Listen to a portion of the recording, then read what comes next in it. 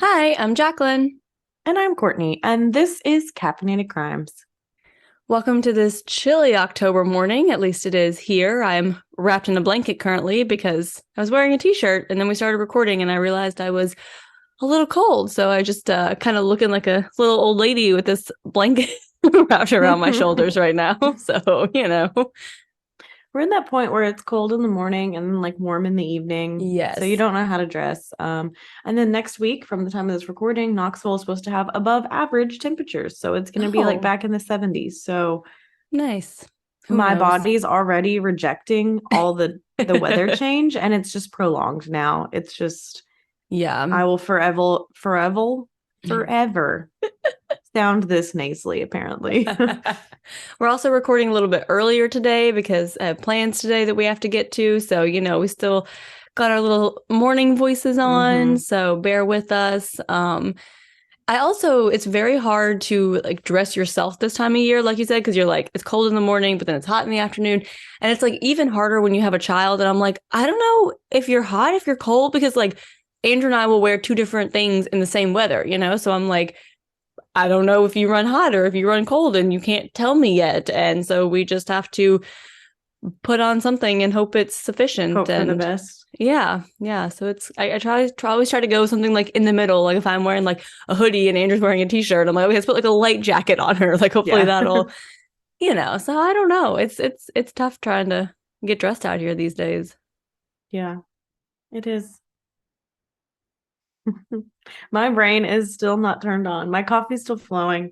We all know I'm not a morning person. And especially not when you stay out two nights in a row until 2 a.m. at Halloween parties and then get up at 7:30 2 days in a row because your body now wakes up at that time. So Remember, like 8 years ago, I told you this would happen eventually. You finally reached the point. you said you were like, you'll get used to it and you'll love it. I hate it. I fucking hate it. I still hate mornings. Like it is a struggle to pull me out of bed for work in the mornings. Like I Andrew's still can't the do it. same way. If we didn't have a child and Andrew didn't have a job, he would sleep till noon every day. hmm But That's now how he has to Kevin make is himself get too. up. Yeah. Yeah. I function better at night. Like at night, Mm. it's just when that's my time. But the problem is I'm torn between being a night owl and having to get up early. So I still stay up on the weeknights till midnight, 12:30, and then I'm still hmm up at like 7:30. And then I just never sleep because that's what you do. Yeah. See, and my You brain just overbook like yourselves.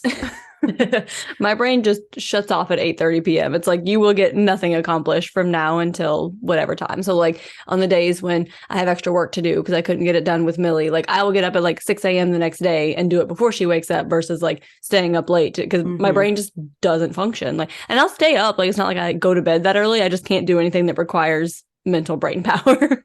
Yeah, it makes me think of when Jenna and Angela were talking about writing their Office BFFs book. Yes. And it Uh-huh. was like Jenna would always be up in the morning and all of that. And Angela would always be up late at night doing her thing because Mm-hmm. they had like such different times that they like Yep. were most functional. Like that's us basically.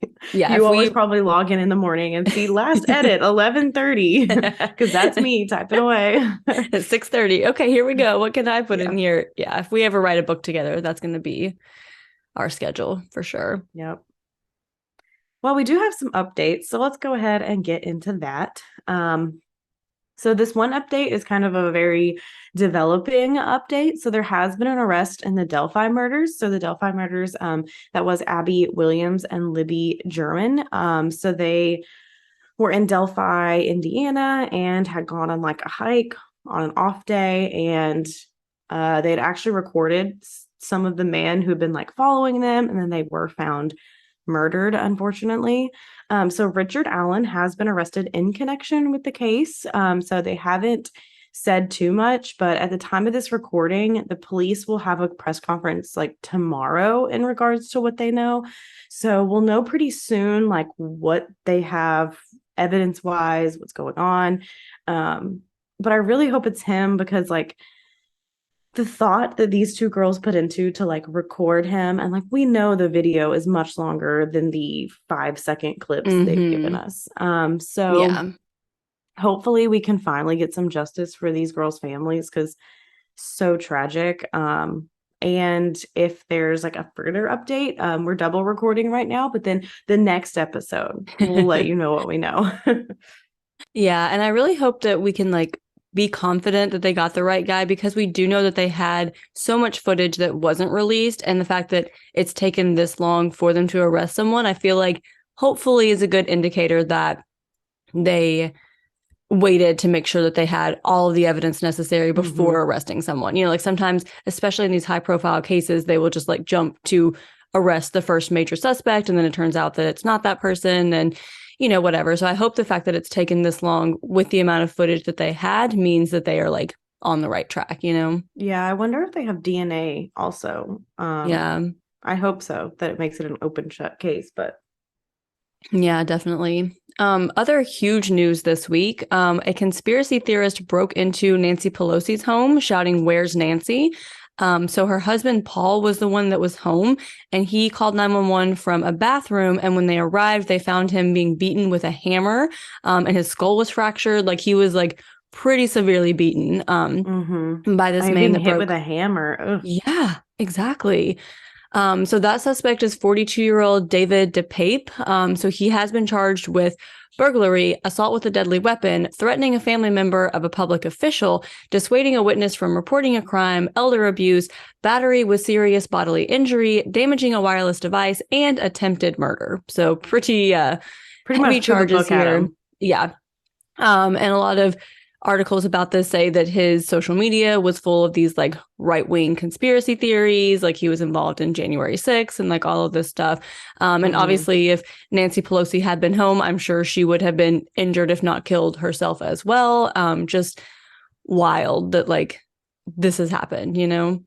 Like you can have differing opinions from someone politically and not break into their home and try to kill them or their husband slash wife slash Yeah. partner. Like I just don't get it. Like we have such extremists now, and it's like I love the internet, but the internet is just like a breeding ground for basically recruiting people to like extremist groups now. And it's just Yeah. like people get so disillusioned into these absolutely bizarre like conspiracy theories, like hmm um what is it?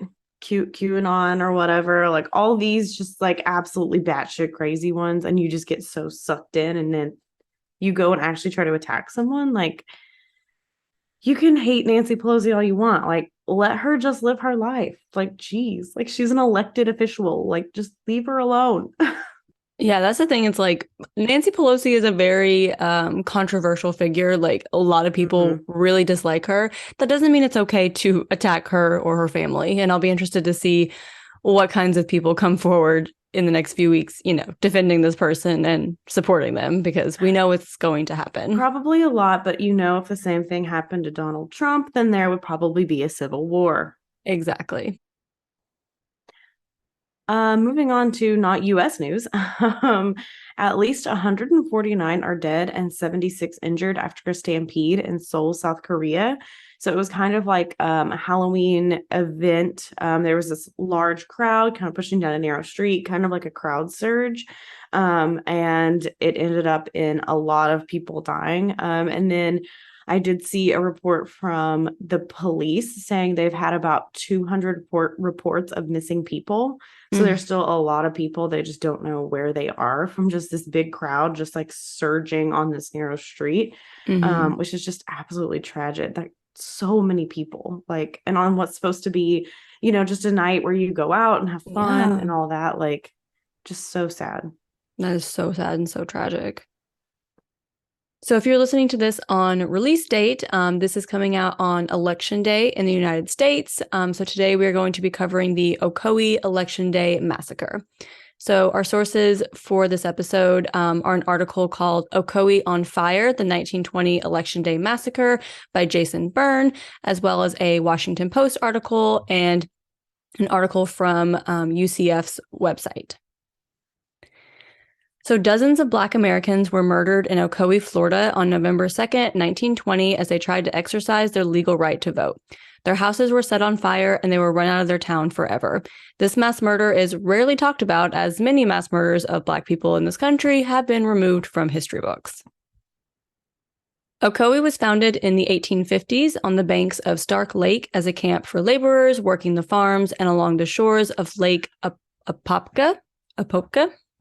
Sorry. It was founded by a white man who brought 23 enslaved African Americans with him, and many Confederate veterans settled there after the Civil War, and they hired formerly enslaved people to work on their farms. So Julius, who went by July Perry, was a Black man who moved to Ocoee, Florida around the 1880s. He had arrived as a teenager from Travelers Rest, South Carolina, after enslaved people in the United States had been emancipated. And he arrived with Mose Norman and Valentine Hightower, and the three of them were excited about the post-Reconstruction era opportunities that they might find there. So despite signs of the Confederacy still posted in the town, Ocoee was managing post-slavery integration well and had a thriving Black middle class in just a few decades, so pretty huge for this time. So by 1920, there were just over 1,000 residents, and almost half of them were Black. Perry, Norman, and Hightower all owned a lot of farmland, and they were doing well financially and were well respected in their community. So there were two distinct Black communities that formed and sandwiched the white-dominated downtown district of Ocoee. So you had the Southern Black community, which was known as the Baptist Quarters, and it began around the Friendship Baptist Church. So the Northern Black community was known as the Methodist Quarters after the Ocoee African Methodist Episcopal Church. So Perry, Norman, and Hightower were actually still next-door neighbors after 30 years, and their farmland was located in the Northern Methodist Quarters. So July Perry was known as the leader of the Black community in Ocoee. He was a deacon at the church and the local labor leader, and he was described as admired, brave, and a rational thinker, and kind of like a civil rights leader before the actual civil rights movement. He really encouraged young Black people in his community to get educated and to make sure that they were treated as equal citizens. So Perry married a woman named Estelle, and they had 3 sons and a daughter. His daughter's name was Coretha Perry Caldwell, but we can't really find their sons' names anywhere, so didn't want to name one and not the others, but the others aren't out there. And everyone said the Perry home was just always open to anyone in need. They would take in anyone who needed help, and were just very, community-oriented family. So Mose Norman married a woman named Elisa, and they owned a 100-acre orange grove. He really enjoyed driving his 6-cylinder Columbia convertible downtown and spending the money he earned through his hard work on their farm. So Valentine Hightower's wife was named Jane, and they really preferred to keep to themselves, and they kind of raised their children the same way. And years later, his son Armstrong said, "My father was kind of humble. He didn't take no chances on nothing." So he said that his father knew that racism was still very much alive in Ocoee, and he was really worried about his friends that enjoyed showing off their wealth. He's like, "I know this is a new time, but I kind of remember how things were just a few years ago. So I would rather just kind of lay low and keep to myself." Yeah. Don't want to rock the boat. Yeah, exactly. So in 1920, the American political parties that we know today were opposite, in terms of their ideology. So the South was dominated by white Democrats who were also known as Dixiecrats, but their political party aligns with what today's Republican Party aligns with. And many states above the Mason-Dixon line were Republicans, again, more aligned with today's Democrats. A little confusing, but just bear with us. So at the time, the Republicans were the group that started civil rights discussions, and the Republican Party was seeking Black votes and used their campaigns to help them register to vote. So Black people were granted the right to vote under the 15th Amendment to the Constitution in 1870, but many still chose not to vote. Some had been intimidated by white people in their area, and official voter suppression tactics, such as poll taxes, prevented others from being able to vote. And the good old Ku Klux Klan was very present in this area at the time, and they obviously were very strongly opposed to the Republican ideals. And it is estimated that 90% of law enforcement officers, judges, public servants, and lawyers were part of the KKK in 1920. And in Florida, they did hold regular rallies, and they were very present in the community. So the 1920 election was the first presidential election that would allow women to vote, including Black women. And Republican candidates for the Florida Senate spread the word about this new right and helped Black voters get registered through voter registration drives. And they even paid the poll taxes for those that couldn't afford it. So John Moses Cheney spearheaded this campaign. So he was a judge and the owner of the Orlando Power and Light Company and was running for the Florida Senate for the Republican Party. So he was really depending on these Black voters to help him win his campaign. And newspaper headlines across the state claimed that the Blacks would soon take over and that whites needed to step up and make sure that the Blacks weren't able to vote in this Republican senator. They're like, these Blacks are coming in, they're going to take over. Like, you have to stop them. You have to make sure this guy doesn't get elected. They're taking our gerbs. They were still saying it back then. Exactly. So the KKK started sending threatening letters to Republican leaders, including Cheney, and told them that there would be consequences if they didn't stop the voter registration campaign. They held rallies in Orlando, Daytona, Miami, and Jacksonville.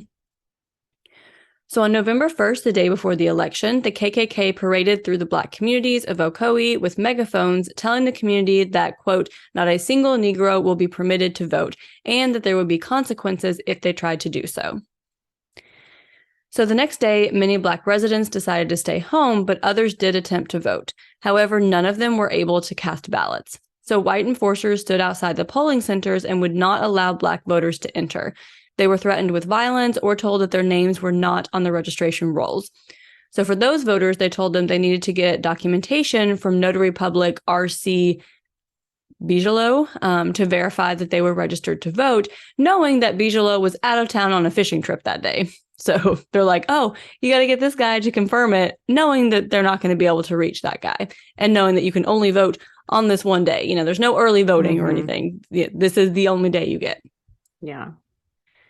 So after Mose Norman was turned away, he drove to Orlando to meet with Judge Cheney, who told him to write down the names of all Black voters who had been denied their constitutional right to vote.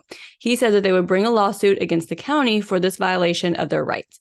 So Norman returned to Ocoee with other Black voters who demanded that they be allowed to vote and asked for the names of the poll workers. So Norman supposedly then got out a loaded shotgun, but the white poll workers overpowered him and beat him with his own gun. Some of Norman's friends were able to help him escape. Now, other accounts say that Norman wasn't the one with the shotgun. Some say that, like, the white poll workers just attacked him. Some say that the gun belonged to the white poll workers. You know, this was over 100 years ago. Stories kind of differ, so just wanted to put that out there. So Norman then went to July Perry's house and showed him the documentation he had from Judge Cheney and told him what had happened at the polls. So by early afternoon, an angry white mob headed towards Norman's house and learned that he had been at Perry's house. So they then surrounded Perry's home, not knowing that Norman had already left. So Sam Salisbury was a military veteran and former police chief of Orlando, and he was the leader of the mob. So he knocked on Perry's door and told him like he had to come out. And Perry responded, "Yes, sir, boss, let me get me coat." And Salisbury grabbed him by the arm and put him in a headlock because he thought he was going to run away. So even though he was like, "I'm coming, I just need to get a coat," he was like, "You're running away." He's like, oh, you're walking away to get your coat? Nope, you're not actually doing that. You're going to run away. So we're going to start this fight. So Caretha held a rifle to Salisbury in response, and he pushed the gun away and it fired, shooting him in the arm. So he rolled on the ground to escape, and then gunfire erupted from both sides. So Elmer McDaniels and Leo Burgard were killed when they attempted to storm Perry's house, and Caretha was shot in the arm, and Perry was seriously wounded. So the white mob did retreat to get reinforcements from the KKK in surrounding cities. So Perry and his wife fled to a nearby sugarcane patch to hide while the mob was away. Caretha stayed in the house to tend to her injury, and Perry's sons hid in the barn. And 50 years of KKK members from surrounding cities arrived at the house and started a manhunt for July Perry. He was soon found and arrested, and the mob took him to Orlando General Hospital to treat his gunshot wound, and he was then taken into sheriff's custody and put in the Orlando jail. So a lynch mob arrived at the jail shortly before dawn, and Sheriff Frank Gordon handed over the keys to Perry's cell. So I'm sure he was also a member of the KKK. I was like, yeah, here you go. Yeah, Have which fun. is also insane that, like, they took him to a hospital to get treatment and then took him to a jail where they allowed them in to. Yeah, I thought that was so weird. It's like, what are you doing? So they began beating him and dragged him through the streets of Ocoee behind a car to Judge Cheney's home. So they then hung Perry to a telephone pole along the highway and shot him multiple times. They left a note on his body saying, quote, "This is what we do to inwards who tried to vote." And a local photographer sold photos of Perry's body for 25 cents each, and local shop owners would hang them in their window. Like just the level of I don't even have a word Cruelty for it. and like, yeah, I don't have a word either. Just so disgusting. Horrific. So the Black Undertaker, Edward Stone, cut his body down against the wishes of the KKK. And the KKK did threaten Stone for this. But Stone took Perry's body to Greenwood Cemetery, where he was buried. And his grave was unmarked until November 2002, when a movement led to locating his grave and adding a headstone to memorialize him. So, 100 plus years later, like a long time to get him just a headstone. Yeah. So after Perry's murder, the white mob moved on to the Methodist quarters. They fired guns into black homes and set them on fire. Some tried to fight back, but they were outnumbered. Others escaped and hid in the nearby countryside, and some hid in like the crawl space under their homes. Once their homes were on fire, they did have to decide, like, do I want to die by fire or do I want to be shot? Like, basically, you're like, I'm going to die either way. Like, which one sounds less miserable, basically. Yeah. Yeah. And if they did escape their blazing homes, they were immediately shot by the KKK who were waiting outside for them. One family of 8 tried to escape their burning home and got caught in chicken wire where they were burned alive, which again, absolutely horrific. Yeah. Lucy and John Hickey owned a lot of land around Ocoee where they sold lumber and produced turpentine. And they were well off financially and would even loan money to white residents. So Lucy stood on the front porch of their home and watched the flames approaching. So she and John and their children fled and hid in the swamps until the next day. And they were then able to escape safely to a nearby town. 18-year-old Richard Allen Franks led his 6 younger siblings through alligator-infested swamps to Plymouth. His brother Cornell had paraplegia, and Richard carried him on his back. So he was just like, we're going. I'm going to carry you this whole way. Like strength and like bravery. Yes. He's like, whatever it takes, I'm going to get my family to safety.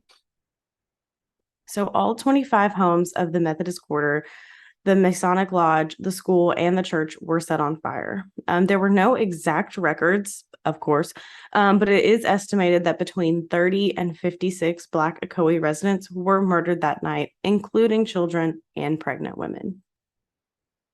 When the mob reached the Baptist quarters, they set the church on fire, but gave the residents of the community an ultimatum. They could forfeit their property and leave, or be subjected to the same treatment as the Methodist quarters. So all of the Black residents of the community did flee. They were like, you're right, we're going to leave. Like, we saw what just happened. Yeah. Which is like, you work so hard for everything you have, and then they're just like, yeah, leave. Exactly. Just forfeit it. I will take it all. Doesn't matter how hard you worked, it's mine now. Like, and especially for people who started out with such a worse hand than the white people in that community, and they were able to build themselves up and make something of themselves and get this wealth and own this property and do all these things. And then the white people just decide, nope, you have to leave. This is mine now. And that was that. Yeah. Like, So the Hightower family survived that night, and 13-year-old Armstrong Hightower remembered sleeping high up in an orange tree while his community burned.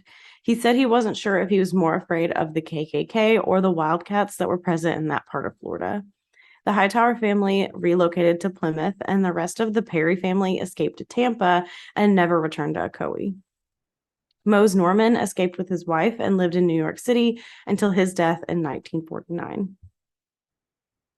So KKK troops set up around Ocoee for a week after the incident to make sure none of the residents returned, and a third of the Black property owners never returned to Ocoee. Which, like, how could you? Like, how could you after this? yeah, you know, like, absolutely. There's just no way you could.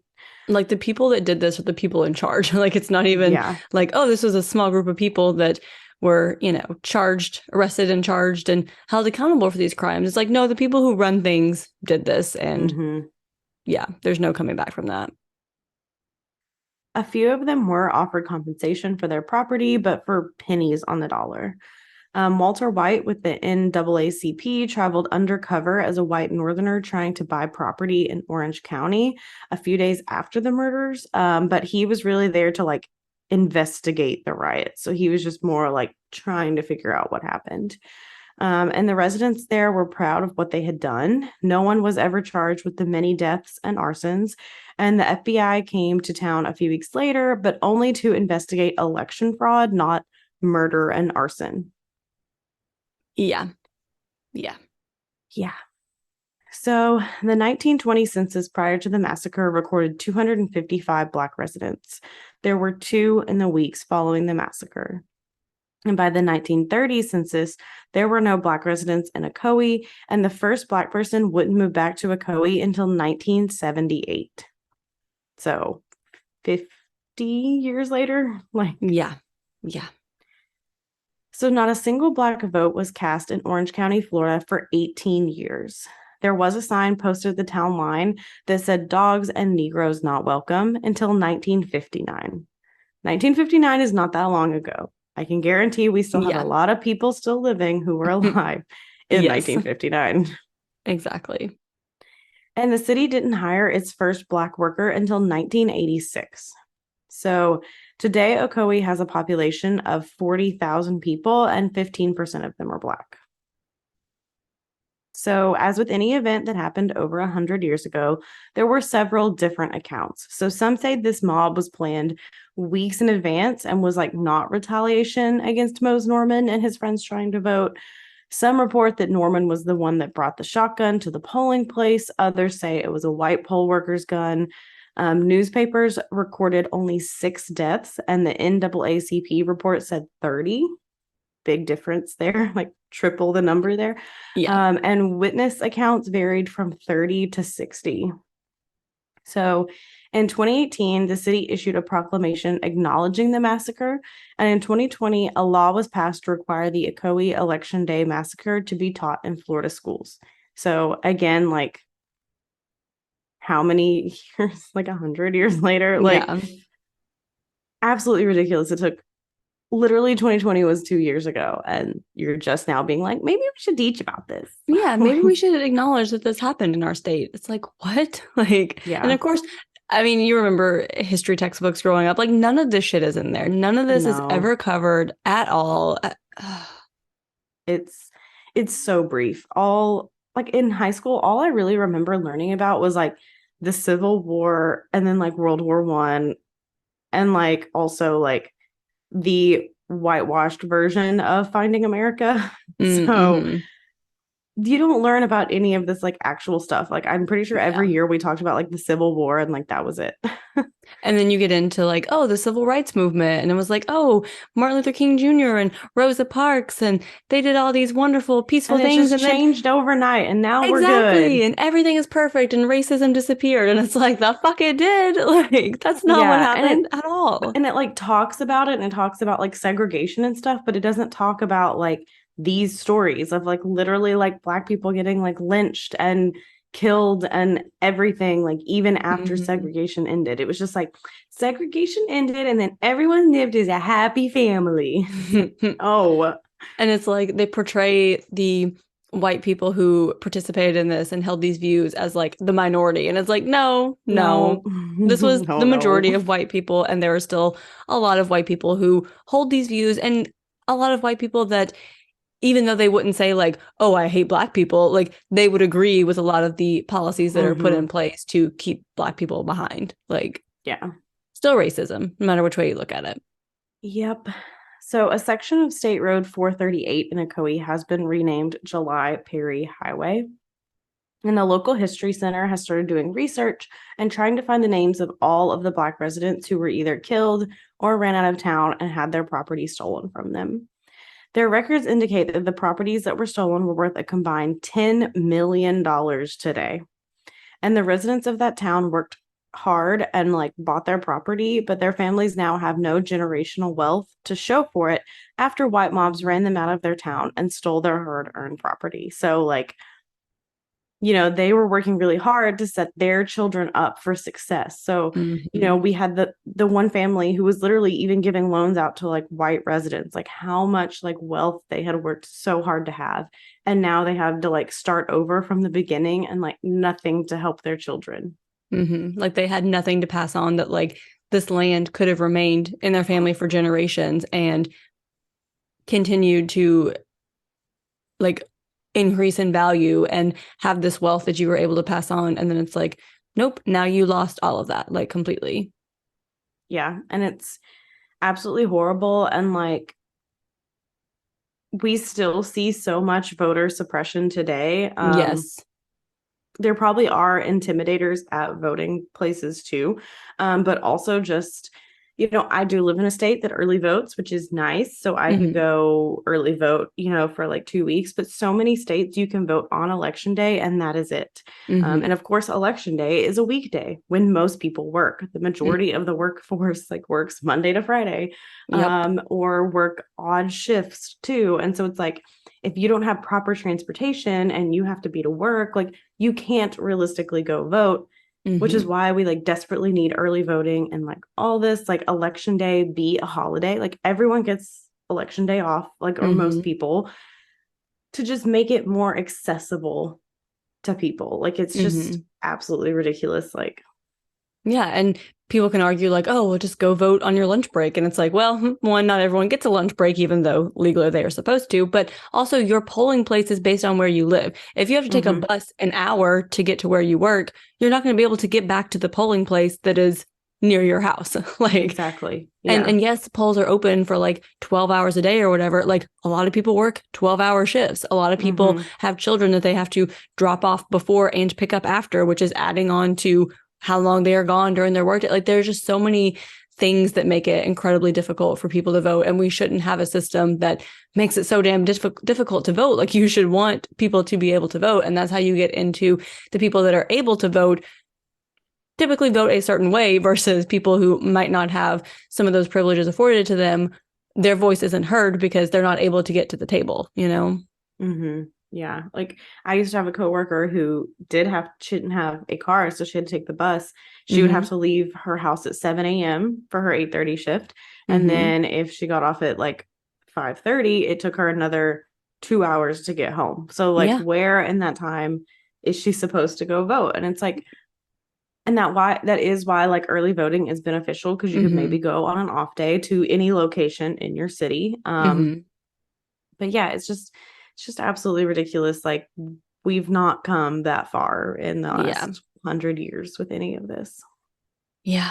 And also remember that all elections matter, even just your small Mm-hmm. local elections, especially your small local elections. So if it is election day, as you guys are listening to this on the day this comes out, and you have not voted and you are able to go vote, please do. If you're able to help other people get to the polls to go vote, please do. Look into what resources are in your area. I know like Lyft and Uber and stuff will sometimes do like free rides to the polls. Look and see what all is out there. And see who can help you get to the polls to vote because it is very, very, very important. Mm-hmm. Yes. It is. Okay, that being said, now that we've gotten off our voting soapbox here, happy election day. And Courtney, what is your perk of the week? So I'm going to make my perk of the week very relevant. My perk of the week is this weekend I early voted. So Yay! I Good went to my job. local early voting location and Hmm. cast my ballot, and crossing my fingers that Tennessee changes a little bit. Not hopeful, but you never know. So yeah, that's my perk of the week is I did go and vote. So everyone, please, please, please go and vote today at your local place if you were able. Um, Please just try to do it, especially if you live in Tennessee, and especially if you're not voting for Bill Lee. If you're voting for Bill Lee, you can stay home. I'm just kidding. Well, kind of, but Courtney's joking mostly. mostly. Joe, I kind of want that anyway. Um, but yeah, we'll see. We'll see where it goes. I'm not hopeful. We've seen how it goes for years, but Yeah, it's getting closer. Each time is closer. true. That's the only hope I have. So Yes. that's my perk of the week is I early voted. Jacqueline, what is your perk of the week? So my perk of the week is kind of a continuation of last week's perk of the week, where I talked about getting to see my favorite author on her book tour.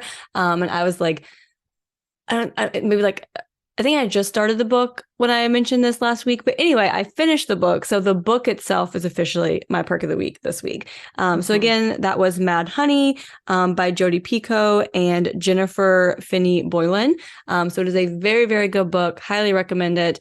Definitely check it out. It was one of those that you just like can't put down, stayed up way too Mhm. late, knowing that my baby was going to wake me up early the next day, but I just had to keep reading and find out what happened. So definitely Yeah. recommend it. And that is my perk of the week. Yeah. It was a very good book. I also finished it this week. Mhm. But if you want to tell us about your elections, what you did for voting day, send us a picture with your little I voted sticker. Yeah. Um, Tell us if you've read this book or if you have books that you recommend. You can do so on Instagram at Caffeinated Crimes Pod, on Twitter at Caff Crimes Pod. That's CAFF Crimes Pod. We're on Facebook, Caffeinated Crimes Podcast. You can email us at caffeinatedcrimespod@gmail.com. We are on YouTube at Caffeinated Crimes Podcast. Not podcast. We are a podcast. You're listening to it right now. TikTok on We're Caffeinated Crimes. If you feel so inclined, we're trying to do some really fun things over on our Patreon. As low as $3 a month, you can get extra episodes, bonuses, a lot of perks, ad-free episodes, just a lot of fun stuff over there. And that is patreon.com/caffeinatedcrimes. And as always, any reviews you can leave us on any platforms are very helpful, especially Apple Podcasts. That is our most used platform. That's the one that has all the like podcast charts and all that fun stuff. So if you're able to leave us 5 stars and a little review about why you like us, we really appreciate it. And we appreciate you guys. Yeah. And in the meantime, go have a cup of coffee. And don't commit a crime.